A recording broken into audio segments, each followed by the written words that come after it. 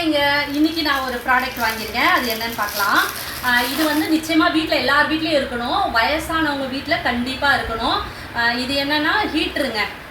ஆக்சுவலாக சுடுதண்ணி வச்சு நம்ம ஒத்தரம் கொடுக்கறதுக்கான ஒரு இது தாங்க.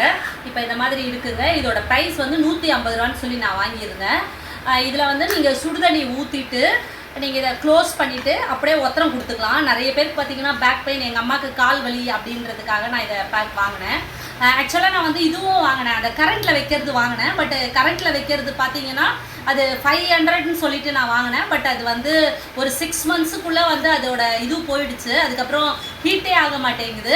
பட் இதுன்னு பார்த்தீங்கன்னா நம்ம கொதிக்கிற தண்ணியை நல்லா கொதிக்க வச்சு இந்த தண்ணியை வந்து நம்ம இதில் ஊற்றிக்கணும். ஆனால் ஊற்றும் போது பார்த்து கையில் காலெல்லாம் ஊற்றிக்காதீங்க, அதுதான் ரொம்ப முக்கியம். கொதிக்க கொதிக்க தண்ணியை நீங்கள் இதுக்குள்ளே ஊற்றிட்டு இதை நல்லா க்ளோஸ் பண்ணிட்டீங்கன்னா இது நல்லா புஃப்னு ஆகிடும். நீங்கள் இந்த மாதிரி சுடுதண்ணி வச்சுட்டு இப்போ நீங்கள் கை கால் வலி அப்படின்னா கையில் வச்சு இந்த மாதிரி சுடுதண்ணி வச்சு ஒத்தரம் கொடுத்தீங்கன்னா ரொம்ப நல்லாயிருக்கும். நீங்கள் கரண்ட்டில் வாங்குறது தான் பெஸ்ட்டு நான் ஃபஸ்ட்டு நினச்சிருந்தேன். பட் அதை விட இதாங்க பெஸ்ட்டு. ஏன்னா நீங்கள் அதை வச்சுட்டு நம்ம கரண்ட்டில் போட்டால் 5 மினிட்ஸில் அது நல்லா ஹீட் ஆகிடுது.